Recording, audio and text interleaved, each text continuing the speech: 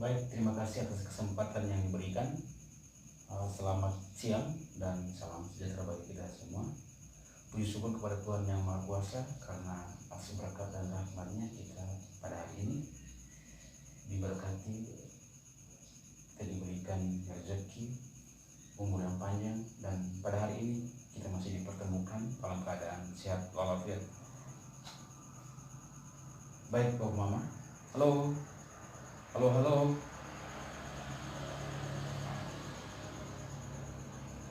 Apa kabar Bu Mama?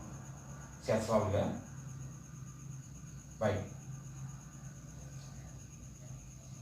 Pada kesempatan siang hari ini kita akan mempelajari materi tentang apa itu stunting, kemudian dampak daripada stunting dan juga sebab-sebab dari stunting. Jadi kita akan melewati materi ini. Jadi di dalam proses ini kita juga akan melibatkan diri untuk kita saling berdiskusi tentang apa itu stunting, kemudian dampak daripada stunting dan juga sebab-sebab daripada stunting itu sendiri. Sebelumnya saya ingin bertanya kepada kita semua bahwa Mama yang hadir pada hari ini kira-kira masih ingat tidak tentang materi kali lalu? Masih ada tidak? Coba Ibu Deborah,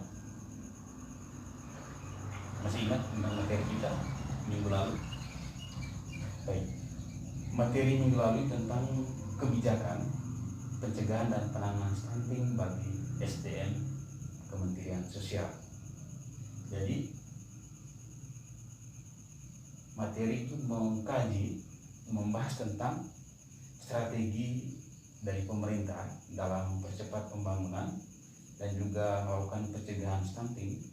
Itu mereka banyak melakukan di segala bidang, bukan saja di bidang kesehatan ataupun bidang di dinas sosial, bidang ekonomi, kemudian bidang pendidikan, sosial budaya, itu semua dilakukan oleh pemerintah.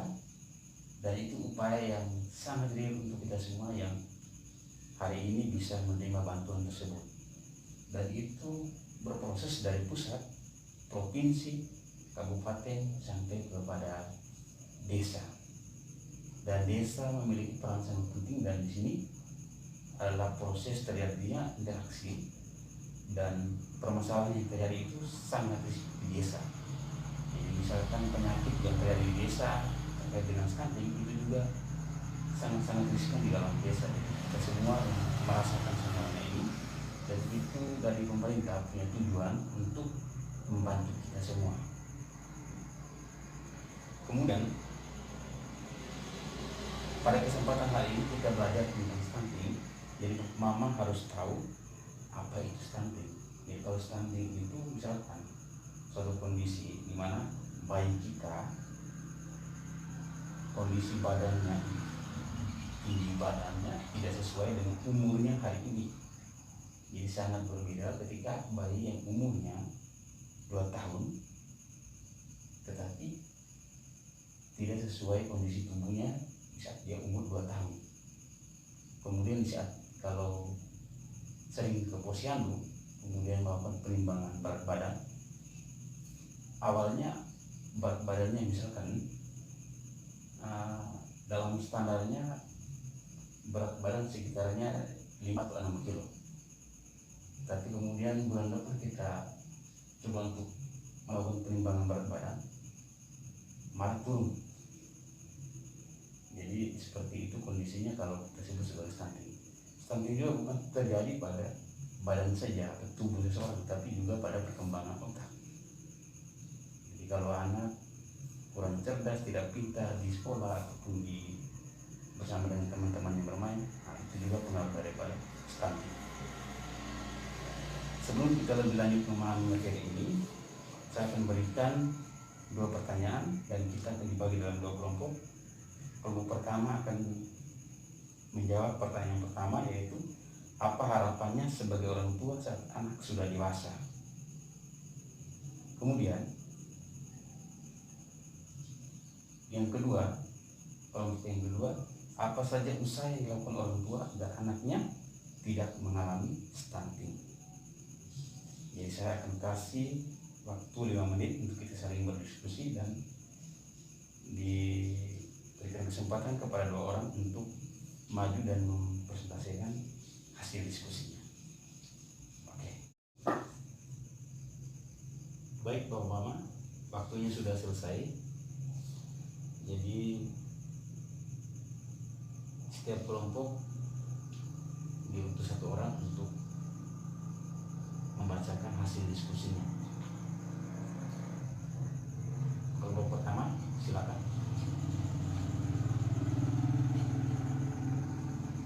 Apa harapannya sebagai orang tua saat anak sudah dewasa? Silakan untuk kelompok 1.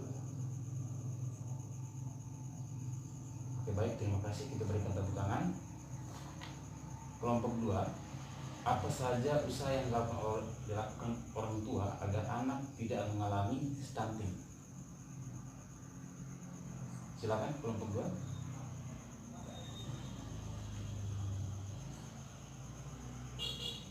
Baik, terima kasih, kita berikan tepuk tangan. Jadi Mama, harapan kita sebagai orang tua pasti bersifat positif ya untuk anak kita sendiri. Yang pertama, kita menginginkan anak kita adalah hidupnya sehat, kemudian pintar, cerdas, kreatif dalam berbuat sesuatu yang bernilai positif. Kemudian kedepannya harapan kita itu adalah supaya anak kita jadi sukses. Itu yang tujuan kita sebagai orang tua. Dan juga yang kedua, apa saja usaha kita dari sebagai orang tua agar anak kita tidak mengalami stunting ke depannya. Pasti yang pertama, kita harus memperhatikan asupan gizi anak. Jadi kita selalu memberikan makanan yang bergizi, baik 4 sehat ataupun 5 sempurna. Namun di sini kita juga harus memperhatikan cuci tangan dengan air bersih, air yang mengalir. Tapi ingat, cuci tangan harus dengan menggunakan sabun, karena mencuci tangan tanpa menggunakan sabun, bakteri masih menempel di tangan. Jadi sebaiknya kita kalau mencuci tangan harus menggunakan sabun. Kemudian tidak buang air sembarangan, jadi buang air kecil atau buang air besar, yang pastinya harus kita tidak membenarkan kita karena penyakit. Nah, begitu juga sebagai orang tua harus membawa anaknya ke posyandu agar selalu diperiksa oleh bidang kesehatan, perawat ataupun bidan. Mereka punya tujuan untuk bisa memeriksa kondisi bayi atau anak kita. Kemudian yang berikut, kita juga sebagai orang tua memberi rangsangan atau stimulus kepada anak kita di banyak hal yang kita lakukan. Terlebihnya kita menyanyi, seperti itu. Kemudian dalam materi ini yang mengetahui adalah sebab daripada stunting.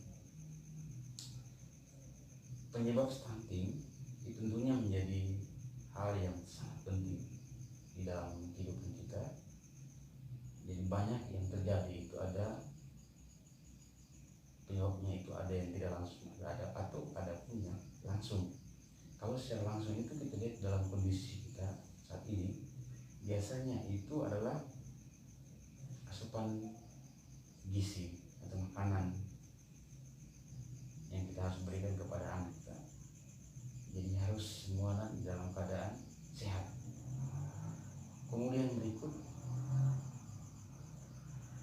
biasanya terjadi penyakit berulang, diare itu terjadi di anak-anak kita, dan juga infeksi saluran pernapasan, cacingan, itu juga merupakan penyakit sebab langsung yang terjadi dalam kehidupan kita sehari-hari.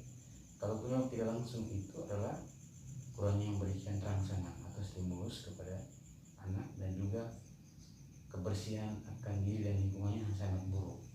Jadi itu yang membuat anak kita cepat mengalami stunting. Baik Bapak Mama, berikutnya kita mempelajari tentang dampak daripada stunting. Stunting itu merupakan ancaman utama terhadap kualitas manusia, khususnya kita yang sekarang di NTT. Jadi hal ini dikarenakan bahwa anak stunting itu bukan hanya terganggu pada pertumbuhan fisik, tetapi juga pada perkembangan otak, sehingga mempengaruhi kemampuan prestasinya di sekolah, produktivitasnya, dan juga kreativitas di usia-usia produktif. Saya bertanya kepada mama semua, apakah ada yang pernah dengar pengaruh daripada stunting pada anak balita? Ada yang sudah tahu? Pasti mama sudah tahu, karena sudah mengalami semua. Ada yang bisa jawab? Baik, Ibu Ramite. Oke, terima kasih, kita berikan tepuk tangan. Baik, pengaruh stunting pada anak balita. Yang pertama, pertumbuhan anak itu terhambat, di mana tinggi berat badannya tidak sesuai atau di bawah angka rata-rata pertumbuhan anak seusianya. Kemudian daya tangkap anak itu kurang maksimal. Jadi apapun kegiatannya anak di sekolah SD, SMP ataupun SMA, responnya dalam belajar itu tidak memadai. Kadang ketika guru mengajar, siswanya juga tidur, tidak mau dengar. Kemudian kalaupun dengar juga, ketika ditanya balik tidak bisa menjawab, responnya kurang. Kemudian prestasi anak di bidang pendidikan atau akademik berkurang. Kemudian anak cenderung pendek dibandingkan dengan teman-teman lainnya. Kemudian anak juga mudah terserang penyakit diare tadi, tulang, kemudian infeksi saluran pernapasan, juga cacinya. Itu juga merupakan akibat daripada stunting. Baik, yang terakhir ini dukungan pencegahan dan penanganan pada anak stunting.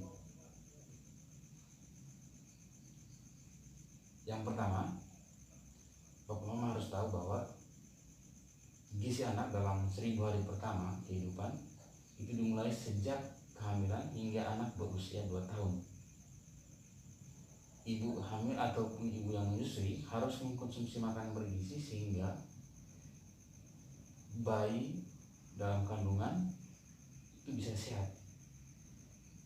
Jadi gizi seimbang bagi ibu hamil, minum tablet tambah darah sehari sekali. Selain itu, periksakan kehamilan setidaknya 4 kali selama kehamilan ke bidan atau ke posyandu atau puskesmas agar terjaga kesehatan ibu dan anaknya. Kemudian kita harus cuci tangan pakai sabun dengan air yang bersih yang mengalir, dan juga menggunakan sabun sesuai dengan protokol kesehatan. Kemudian buang air besar di jamban yang sehat. Berikut juga lindungi anak dari penyakit berbahaya dengan imunisasi lengkap dan tepat waktu. Yang berikut, pemberian stimulasi pada janin dan bayi baru lahir sampai usia 6 tahun. Kemudian mengakses layanan masyarakat dan informasi yang tepat jika terdapat anak stunting. Keluarga dan masyarakat perlu melakukan beberapa hal. Ingat, Mama, keluarga dan masyarakat perlu melakukan beberapa hal ketika mendengar atau mengetahui bahwa anak itu stunting. Informasikan kepada pendamping BK, kemudian atau juga kepada petugas layanan kesehatan ataupun kader lainnya, bidan perawat yang berperan di desa masing-masing. Kemudian harus memberikan gizi dan nutrisi yang baik, kemudian berikan stimulasi pada anak, dan juga tidak memberikan pelabelan atau sering mengolok-olok jika ada anak stunting di masyarakat, di rumah kita, tetangga kita. Itu tidak dibolehkan kita lakukan itu. Baik Bu Mama, semua materi yang kita pelajari pada hari ini sampai di sini. Kira-kira ada pertanyaan dari Bu Mama? Saya persilakan. Ada? Tidak ada. Pastinya semua sudah mengerti ya. Baik. Pada kesempatan ini di akhir materi saya ingin menyampaikan bahwa stunting itu berada di sekitar kita. Jadi kita harus benar-benar melihat, mendengar, dan juga melakukan segala tindakan. Hal-hal yang telah disampaikan itu kita semua harus mendengar dan lakukan hikmah. Semoga ke depan anak atau generasi kita tidak mengalami stunting. Terima kasih. Kita menutupi kegiatan kita pada hari ini, dan saya memberikan kesempatan kepada kita semua satu orang membawa kita dalam doa. Oke. Baik, dengan berakhirnya doa, maka berakhir pula materi kita pada hari ini. Selamat siang, terima kasih.